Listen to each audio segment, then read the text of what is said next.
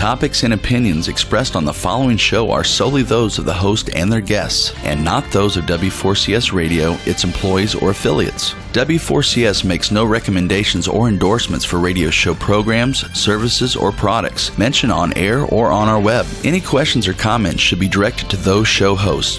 Thank you for listening to the Cancer Support Network on W4CS.com.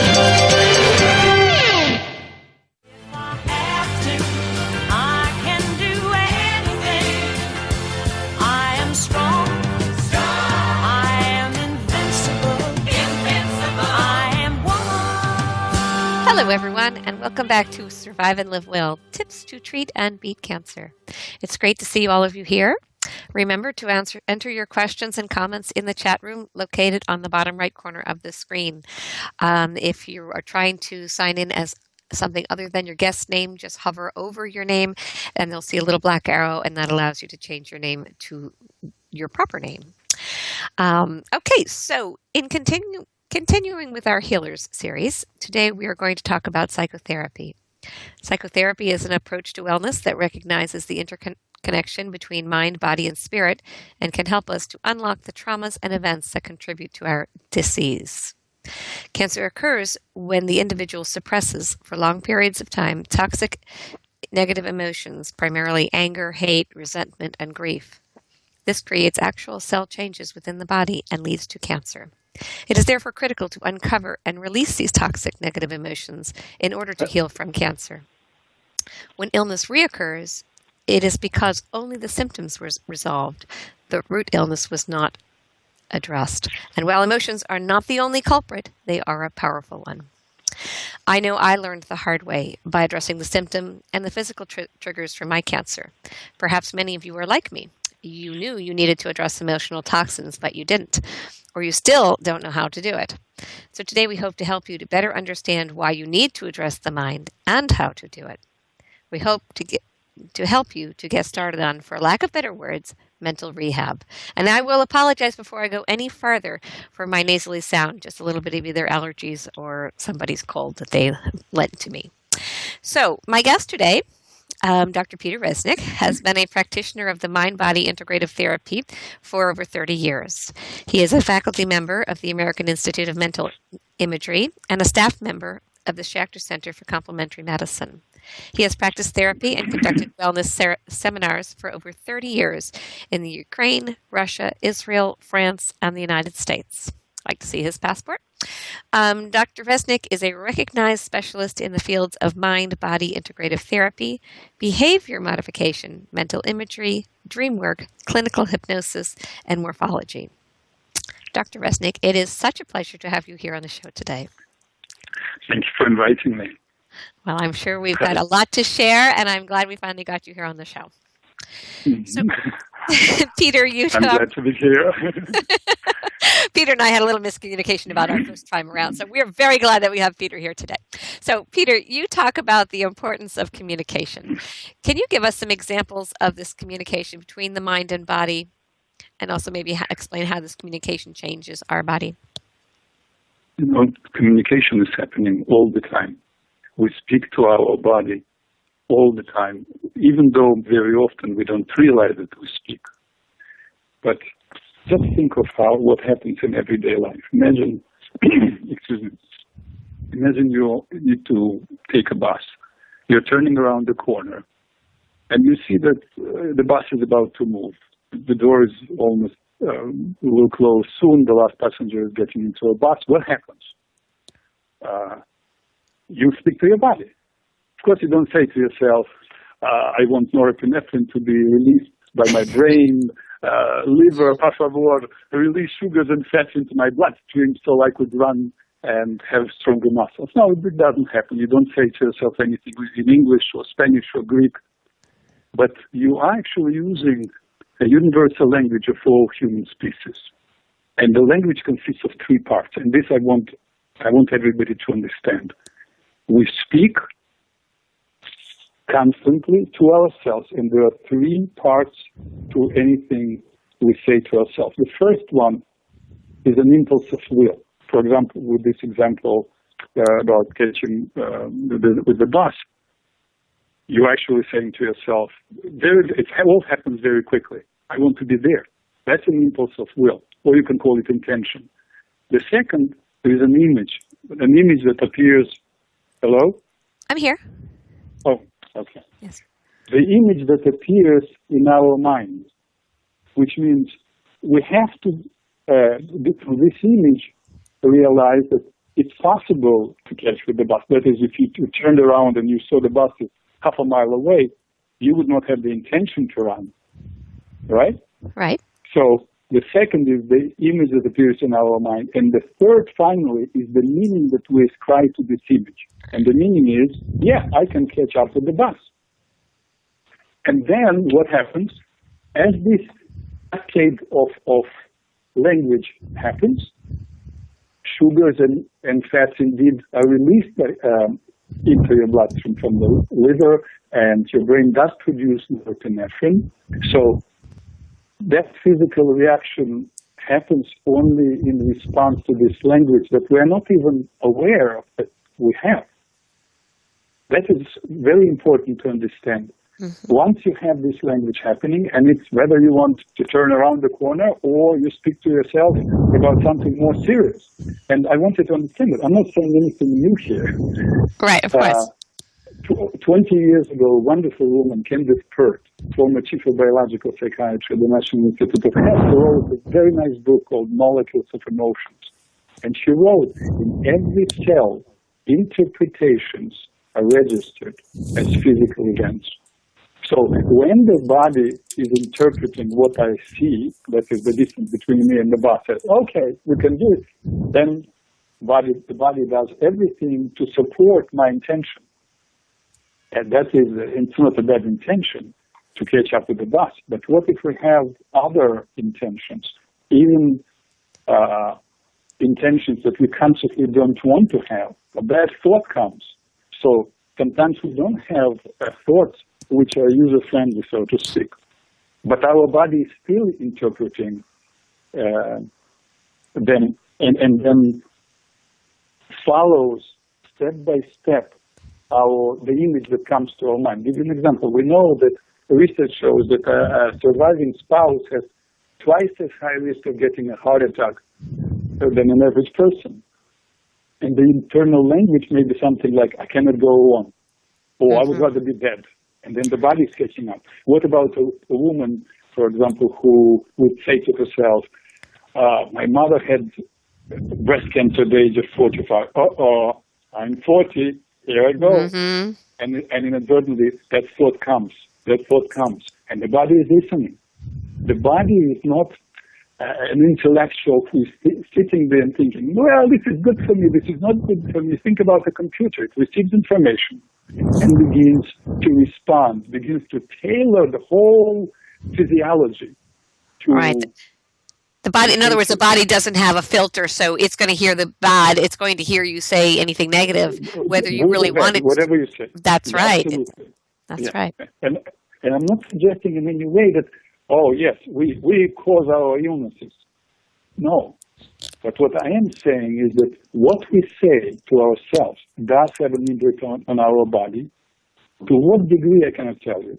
It's really different from a person to person. So what I want to say, you have to watch your thoughts. Never say to yourself anything about yourself that you do not want to be true.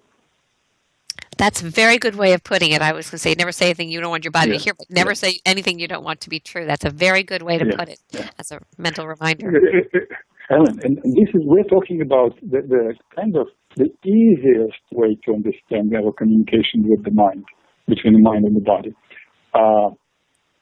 Because it's conscious thoughts, we can catch them. Then there are unconscious thoughts, and this is a huge topic. We probably would have need to have another hour to discuss it.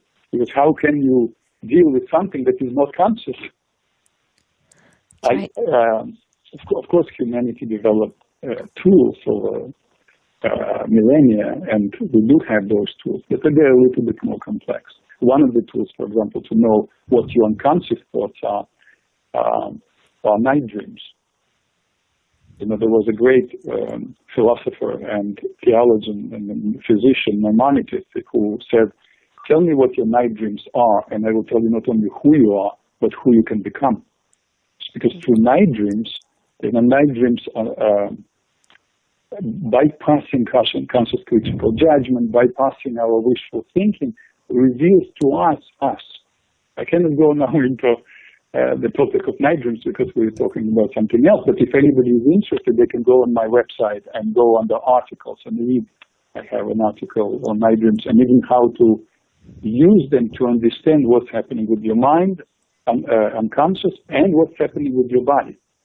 Yeah, it's a pretty actually amazing page. You will want to look at that page, Dreamworks or something, I forget what it's called, but it's an excellent article with little step-by-step instructions of how to, understand your dreams, what they mean, and what to do about it.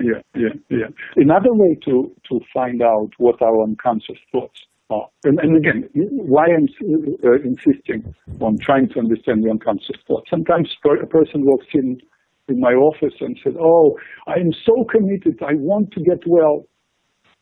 And then I do these exercises and I discover something totally different is happening in the subconscious. And the subconscious mind is really what is guiding us and is in control of our involuntary system, of our body.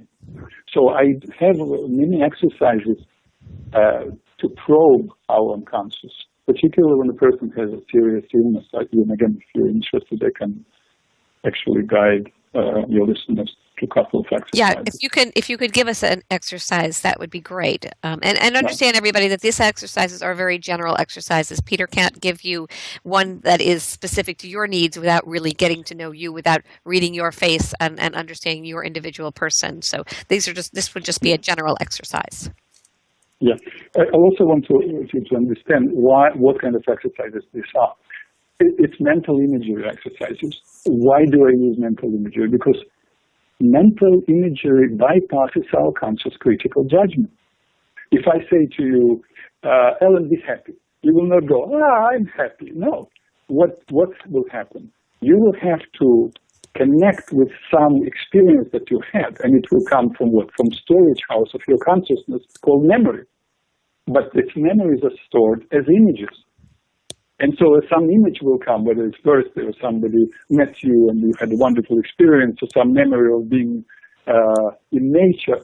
But when I say, see yourself being happy, an image will pop into your mind. And that will reveal to you what makes you happy. In fact, sometimes, I would ask people, what makes you happy? What makes you feel good in life? And they'll say, well, I love my children, I love my grandchildren, I work very hard, I enjoy my work, and then I will say, close your eyes, see what makes you happy. And the person sees himself doing crossword puzzles. That's the truth. Wait, say that again, because I'm not sure that we heard that clearly. So you asked what makes you happy, and you said the person says, I love my children, I love my grandchildren. Yes. Yeah, that's what they say consciously. Right. And that may be wishful thinking. That's what they want. That's how they want to live. For some reason, they feel that's the right way to enjoy your life. And then I will say, close your eyes, see yourself being happy. And an image will pop into their mind. Again, unless they go into fact, means they use their will and they will make up some story. I want to see this and this, but I discourage people from doing it. And that's why I do it very quickly. I say, close your eyes, see yourself being happy. And what will pop spontaneously in their mind will reveal the truth. And one particular person that I'm talking about who came to my mind, who said, I love my grandchildren, I love my work. When I said, close your eyes and see what makes you happy, the person said, I saw myself doing crossword puzzles. That's what I thought you said. Yeah. I don't know how to pronounce it. That's okay. Puzzles, use cross, make words. That's what makes him happy. Mm-hmm. And that's, in his situation, no, it's not his grandchildren. Then when I push it a little bit, no, grandchildren make him tired and it's too noisy and so on and so on. For this person, doing these puzzles is what makes him happy. And it was revealed through a spontaneously appearing an image. So let me do a couple of exercises with your listeners. Again, please don't try to make up something. If you don't see anything, you don't see anything. Maybe something will pop into your mind. Maybe you will respond to another exercise. But there is no value in wishful thinking, in thinking, oh, maybe I should see this or that. Just see what comes to your mind, what pops into your mind. So this is an exercise I do with people if they come in my office and they have some illness, physical illness. And as you know, my belief is there is always a mental and emotional component to any physical illness. The mind may not be the only cause of the problem, but it's definitely a major contributing factor. And there are tons of literature, research that demonstrates just that. And I will, when we have an opportunity, I will give you some of the studies, tell you some of the studies. So. Just close your eyes and simply breathe out gently 3 times. That is, you exhale slower than you inhale. You breathe out slowly, breathe in normally. Breathe out slowly, breathe in normally. And what happens when you do exhalations longer and slowly, it calms down your mind, makes you more receptive to imagery. And think about if you have any problem, any illness, and you do not know if there is any mental, emotional component to it. See yourself, in any way it comes to, in the maze of your illness. See yourself being in a maze, in a tunnel or some dark place. And as you look forward, you make a few steps, you see far away light at the end of the maze. You walk toward the light. You're walking toward your well-being. And as you're walking, suddenly something stops you, pulling you back. And you realize as you touch with your hand on your back, you realize that there are strings or ropes attached to your clothes, pulling you back. You turn around and go back, following as a guideline, following these ropes, go back into the maze all the way to where the ropes originate and see what or who is pulling you back. Don't do anything, just become aware of what it is, then breathe out 1 time. Make a decision in your mind what you want to do about it. And then when ready, open your eyes. Now, all right, so if anybody wants to answer that, what they saw, you can type that in the chat room, just for fun. Yes. It's a very, for some people it may be nothing, for somebody else it may be a very, very emotional response. And so I want people to know what to do with it. If, for example, you discovered that it's a person who is pulling you back, you have to do something about it. In fact, one of the most important things that a person needs when they get ill, and the more serious the illness is, the more it is imperative that it would be addressed. A person must know how they will change their life. And perhaps that attachment, that string, that rope is what is pulling you back and not allowing you to recover. But now it's just my speculation. Remember, I do not know a specific person who is seeing these images that they see. I just gave an exercise. I don't know who participated. Right. So, but my guidance will be, this is an important thing for you to address. Now, what if it is not a person? It's your job, or it's some distant memory from the past. That has to be addressed in a different way. I cannot do it now in a show, but it absolutely must be addressed. It may be something you feel guilty about. It's maybe some thing that you feel rage or remorse about. You have to address that. Because remember, what came to you is the thing that, if not something that caused the problem, it for sure is pulling you back and not allowing you to recover. This is one exercise. So I can do one more exercise. Sure. Go ahead. But before I do it, remember, I want everybody, some people understand how powerful imagery is, so I don't need to explain to them, but some are not familiar with it. I want you to know this exercise that I will do may be a little scary, but it's a very, very useful, super useful exercise. It may be scary to participate. If you're not comfortable, you just open your eyes. But if you're comfortable, whatever image will come, I promise, it will be good for you to hear, because this is what is happening in your subconscious mind. So gather your courage and all right, brave listeners. All right, we ready? Okay, we're ready. Okay. Close your eyes. Breathe out gently 3 times. Long, slow exhalations. Nice and easy inhalations. And see or sense or know that you're in front of the door with a sign, future. Now gently breathe out 1 time. Open the door and you walk out and you see that you're in a graveyard. And you walk and see at the distance a gravestone with your name. Look at the date of birth and the other date.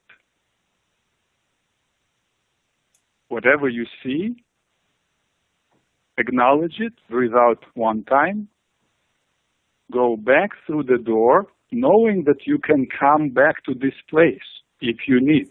Close the door behind you, come back in your room, and open your eyes. Wow. Right. Yeah, I know. It's a super important exercise for people to go through, and I will explain to you now why. And may God willing, it will be for some people, for some of your listeners, a big turn around. I don't want to ask you what you saw because it's personal, unless you want to volunteer. But the best is people keep it to themselves. But let me explain to you what happened, or what has been my experience with many people. Of course, some people, it's a scary exercise. They see nothing. And now you and I know that we do not know the future. So the positive, that the right image, a healthy image would be that the person would see, remember the door was the future, the person would see herself or himself at the cemetery and see the gravestone with his name or her name, because it's the future. And there would be a date of birth, but no date of the other date, no date of death, because nobody knows. So the subconscious also knows there is no answer, yes? This is one possibility. Another possibility, a person will see himself, herself, watching this gravestone, and it's written, here, let's say, 2060. And they're already now, let's say, 40 years old, right? So since there is no such thing as a person knowing the future, this simply shows positive but wishful thinking, because we don't know. Now, what's the purpose of doing this exercise? Because some people, even though, and I've seen it, it's so painful to see sometimes, a person walks into your office and says, yeah, I'm going to fight. And he comes in with the grandchildren. Yeah, good. Granny, you will do fine. You will do good. And yes, I will be fighting. And then the children walk out and the grandchildren walk out. And I do this exercise. And the person who sees April 10th, 2016. So they already unconsciously made up their mind. You understand? Even though consciously they say yes, unconsciously they already chose. It doesn't mean that they exactly that day they will die, but they already gave up. Yes? Mm-hmm. So then I tell them, look, that's your fear, you're giving up. The most important is your free will. You say you want to live, we have to be clear what you want to live for. And now you have to go back to through that door, take the chisel, and erase the date, the other date, because you're not God. You cannot have this story. And in fact, any time in the future, if you have what will let's call it WT, or I call it wasteful thoughts, because it's really a waste of time. So you simply go, whoops, it's not in my hands. That's it. You don't need to do wishful thinking. Just, whoops, it's not in your hands. And your job is to do the very best you can to get well. The rest is not in your hands, right? So, but you don't want unconscious programming, unconscious tape going in your mind. April 2016, you go to the other side. That's not your job. Do you understand? So for those of us, there's some others that are commenting the same as I, that we didn't see an end date. That's wonderful. We saw the birth date, but we didn't see the end date. We saw nothing. That's a healthy way. That means you don't know, because we don't know. You understand? It would be not bad if somebody would see some good, very, very good date. Let's say that he or she lives till the age of 100. It's not bad, but it's not truth. It's their wishful thinking. The truth is when you don't see anything, because you don't know. You understand? But I know, it's been my experience, and I'm pleased that your listeners send you, I don't know what you get, text or whatever, and that they said that they did not see the other date. But I know, unfortunately, in my experience, some people do, and it's not very good. But what I am saying is that you have free will, and if you saw the date that is not good, you go back and change it. You know, I think it's also very important to what you just said, is that sometimes our doctors give us an end date. In other words, you have 3 months to live, you have 18 months to live. Yeah. And so I can see somebody putting that number on there because they've been told by their smart doctor that they're going to die in April of 16. So I could see that. So it's good that now you've explained to us how we can go and erase that, because that is not, that is someone's speculation. Remember, anybody who tells you about how long you will live, this person is a criminal.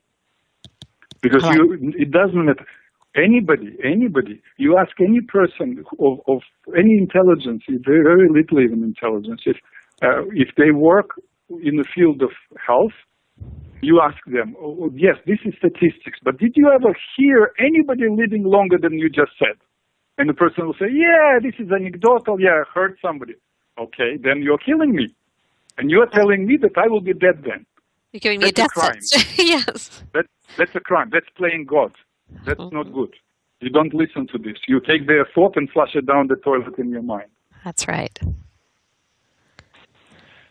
Okay.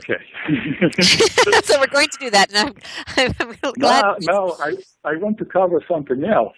Yes, I wanted to talk about it before we get too much carried away on the one part that was all about how we speak to our bodies now. Our bodies change in response.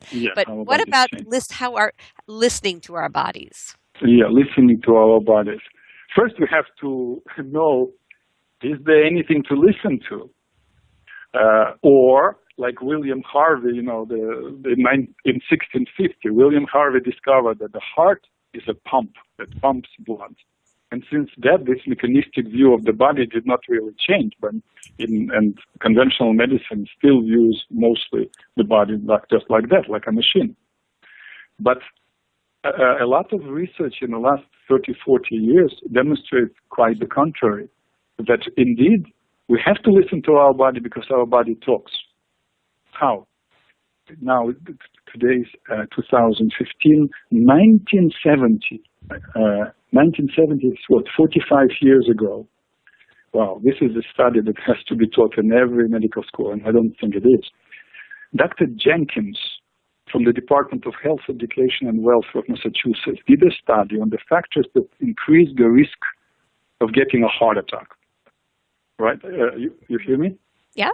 Yeah? Okay. Yes. Even then, they already knew that high cholesterol, high blood pressure, obesity may contribute to a person getting a heart attack. Now, the shock came And it was highly publicized study. And the shock came when they discovered, it was a huge study, 900 people. They discovered that 85% of people in the study, people who had a heart attack, did not have high cholesterol, did not have high blood pressure, Right. were not overweight, were not smokers. So then there was a kind of a puzzling result. Then why did they get the heart attack? So they decided to extend the study, and they sent to these people a very extensive questionnaire trying to understand their lifestyle. And what they discovered was that all these people were absolutely different. There was nothing in common. Different race, different socioeconomic status, everything was different except one thing. That's what it was. And what was it? They all hated their jobs. I remember That that. You did was tell one me. common thing. Right? They all hated their jobs. When this study was published, another doctor, Dr. Mahler from the National Institute of Health, did remember it's 1970, PCs just came about. He did a computer search on the distribution of heart attacks on different days of the week. And what he discovered, that more people have a heart attack on one particular day. Guess what day? The day before they wanted to quit their job. Monday. Mondays. Fact, Monday between 9 and 7, which means literally I would rather be dead than go to work. And your body hears that. You made that comment to yourself, and your body heard it and listened really well. But the truth, but it's not that they consciously say that. No, they didn't say that. Yes, subconsciously they just didn't want to be there, and their body followed them. So, but the point that I'm trying to make by citing this study is that if that is so, if the heart is not just a pump, but the meaningful organ, it cannot be that other organs have no meaning. So if the heart has meaning, your liver has meaning, your nose has meaning, right? Yeah. So, and therefore, every organ of our body has meaning. So the secret of understanding of how the body talks is really not a secret. All you need to do is to look at the biological function of the organ. You understand? Yeah. That is, look, your eyes have biological function.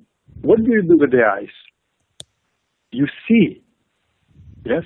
And I worked with somebody who was almost blind, really could not be helped by ophthalmologists, and then somebody suggested that the person would come to see me.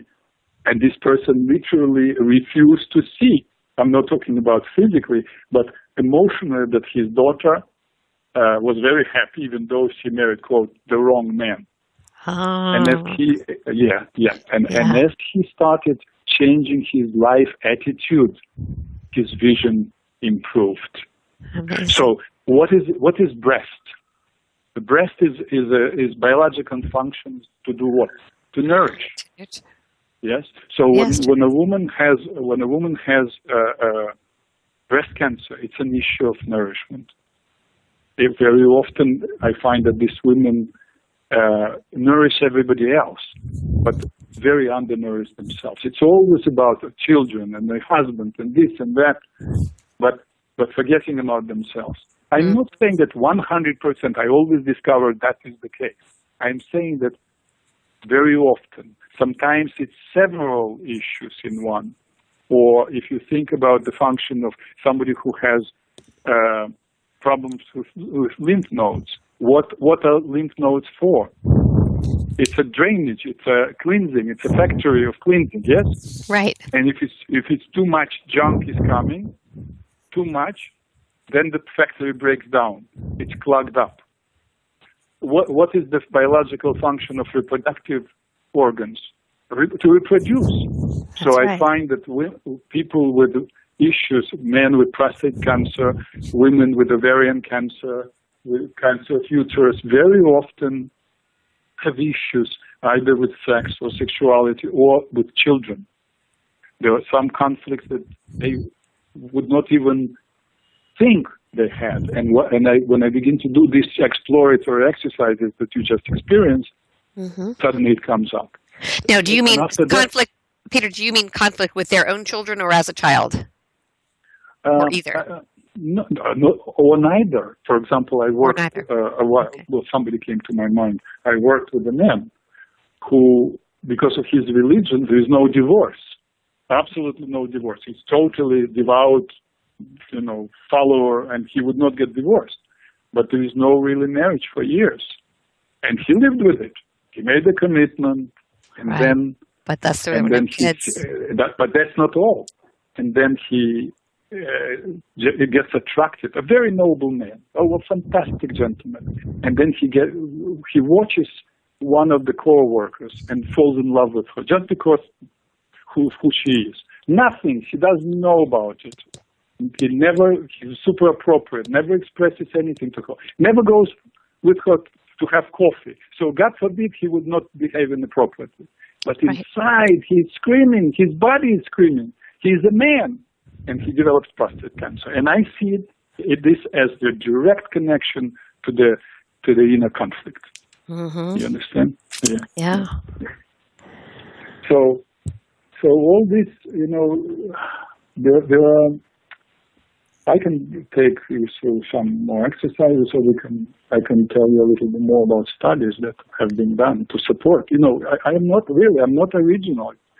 Thank God. You're just a delivery man. We appreciate that. Yes. For the last 30, 40 years already, people have been speaking about it. But in truth, the father of Western medicine, Hippocrates, said it 2,400 years ago. He said, I would rather know what sort of a man has a disease than what sort of a disease a man has. He understood that our emotional, mental, spiritual life is as or even more important than our physical symptoms. I agree. So, Peter, I'd like to do the exercise. Before we get to that, so we don't run out of time, I want to ask you one last question, and then we can do the exercise, okay? So, Peter, after having received the messages, how do we inform the body of what we wanted to do? Okay. Good question. Thank you. It depends in what form we have the messages.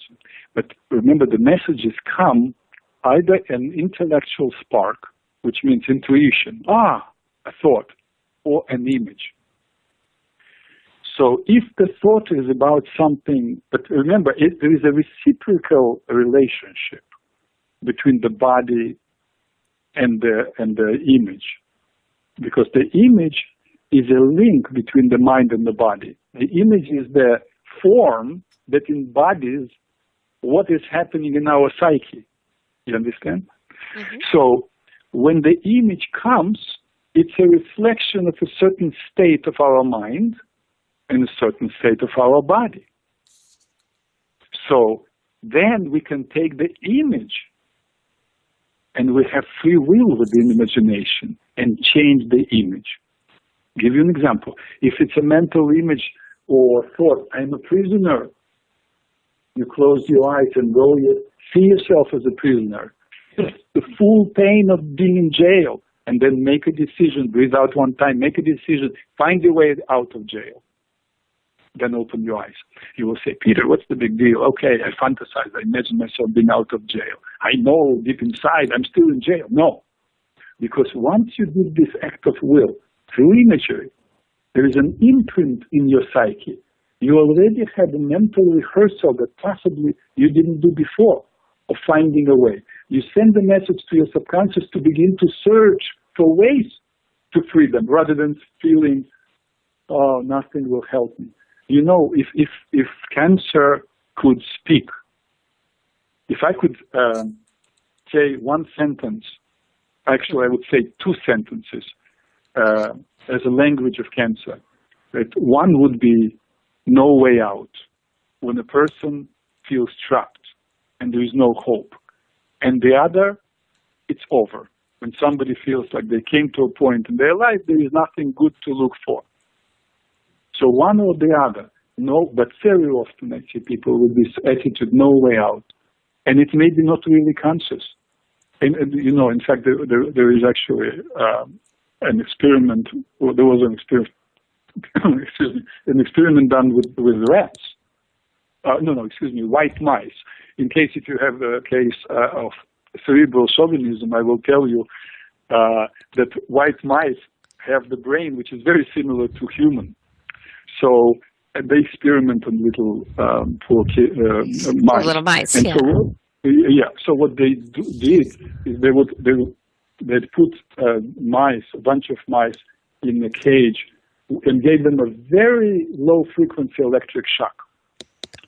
And no matter where the mice would run, there would be no escape. And it was a small frequency, not strong. And eventually they would become hopeless, lie down, and either die or develop tumors, brain tumors. And then they took another bunch of white mice, and they gave them a stronger shock. But as the mice would run around, there would be one corner where they could be safe eventually. And these mice would not get sick and would not die. So we know, even though it's mice, we know, and we see this unfortunately, and I see it with my clients, that when there is hopelessness, there is conscious or unconscious impulse. I want out. I cannot take it. Right. So, and the body has a very good way of getting out, right? Yes. So to complete my answer to your question, which was an excellent question. So what do you do when you discover this? First, you do it through imagery. That is template. It's a blueprint for the changes yet to come. You do it in imagination, whether you find yourself getting out of jail or fighting back, whatever it is. Through imagery, you make yourself victorious. And the next step, after you open your eyes, you make a willful decision to make changes in your life. As I said before, one of the most important things when you want to get well is you have to know how you will change your life. And remember that life is more important than anything.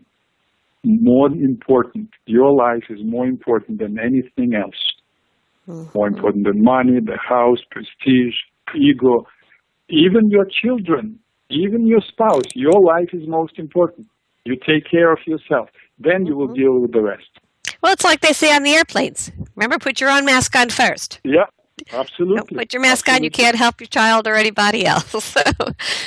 Put your own mask, right? We have to nurture ourselves. I absolutely agree that nurturing hopelessness, there's all these things that scream out after study after study after study, and no matter what it comes down to, the mind is in control, and we need to work on these things. So we have about 5 minutes left. So if you would like to do another exercise, we have time for that. No, I'm sorry, because it's better I will give you a little more information, because the exercise would require, it's a powerful exercise. Your choice. Okay. And I'm afraid to drop people in the middle. Yeah, I understand completely. So, okay. I wanted to share with you this incredible study, which was done already more than 20 years ago by Dr. Hans Eysenck from England. He studied 13,000 people. They were evaluated for their basic lifelong attitudes. They were split in 4 groups. One group that they called hopeless and depressed. They always wanted something that they did not have, that was not available. So, the second group was of people who experienced a lot of anger. And somebody wronged them, and they had grudge against them. They were angry. The third group was bouncing between anger and depression. And the fourth group was what they called well-adjusted people, what psychologist Abraham Maslow called self-actualized. The results of the study were absolutely incredible. Remember, 13,000 people. That's an enormous study. Yes. So after 15 years, listen to this, 75% of all people who died from cancer were from group number 1, hopeless, depressed. 75% of all people who died as a result of a heart attack or some blood vessel disorder were from group 2. 9% of those who died from cancer or heart problems from group 3. Think about the number. Wow, 9%. That's those who went between depression and anger, which means they were not staying in one place, because staying in one place already tells you you're hopeless. Yes, but the most important, listen to this: less than 1% of those who died from cancer or heart attack were from group 4. Less than 1%. Now I will give you even more shocking results. Listen to this. Now, remember, I don't have stock in any company that sells cigarettes, but it's an incredible piece of data. 28% of smokers from group 1, 2, and 3 developed cancer. You hear? 28% of all smokers. Of course, smoking is not good for you, right? Right. And it is not. It is not. It's carcinogenic. But listen to this. 0.8% of smokers from group 4 developed cancer. 35 times less. 0.8. I'm not encouraging people to smoke. It's carcinogenic. Right. What I'm saying is that people who are happy, their immune system is much more powerful. Well, and that explains to people so much, because they all say, well, my father smoked 4 packs a day and he never got cancer. And my great-grandmother, she drank wine like a fish, right? But they were happy people, right? They weren't in a situation. I mean, it explains so much to people when they look at statistics. And absolutely. Yeah. The Dr. Alexander Leaf, remember, from Harvard University, did a study when he turned 65 on longevity. And he discovered that people who live over the age of 100, people from Abkhazia, from the mountains of Afghanistan, from the mountains, Andes in South America, but those people, they smoke, they have a little alcohol, they sing songs, they're intimate with their wives or with their husbands till the age of 100, and they die in their sleep. Till Budweiser is introduced to their culture, of course. But it's a different way of life. And then people come here, they go through craziness of this everyday life, and they say, oh, but my grandfather smoked and he did fine. No, you're living a different life. That's right. That's absolutely right. And you may be those crutches that are not good for us, let's say too much alcohol, smoking, those crutches we're doing because it makes up for something else in our life. That is the problem. It is not necessarily the alcohol or the cigarette, that, as you so aptly explained, it's the reason that we're having those things that is really causing the problem. Ellen, yes. And you said something very special. You said crutches, right? Yes. You said crutches. Yes. But those people who were drinking, it was not a crutch for them. That's what I mean. Yeah, a person comes now and says, oh, I have a couple of drinks to unwind. No, if you want to have a glass of wine, prepare it in a nice glass and savor it, enjoy it for the sake of the glass of wine, not to unwind. Because if you're already stressed, your body is already, cortisol is released in your body, which, is destroying your body on a long-term basis, creating ulcerations of your stomach and so on and so on. So, no, you need to learn how to deal with that stress of life. And that's, frankly, that's the main thing that I do. I'm working with people, teaching them how to change lifelong attitudes to healthier attitudes. And then their unconscious language with themselves changes, and then their body is changing. That's how we change the language.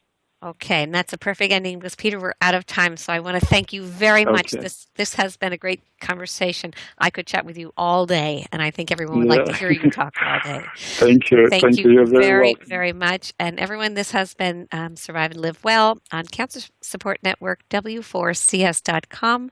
Join us next week when we discuss lymphedema with certified lymphedema specialist Stephanie Dassi-Kiley. This is your host, Ellen Jacobs, one-on-one cancer coaching. See you next week.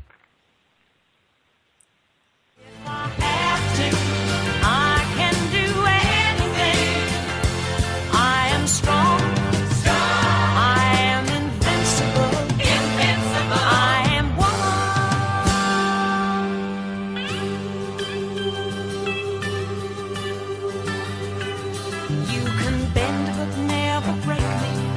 'cause it only serves to make me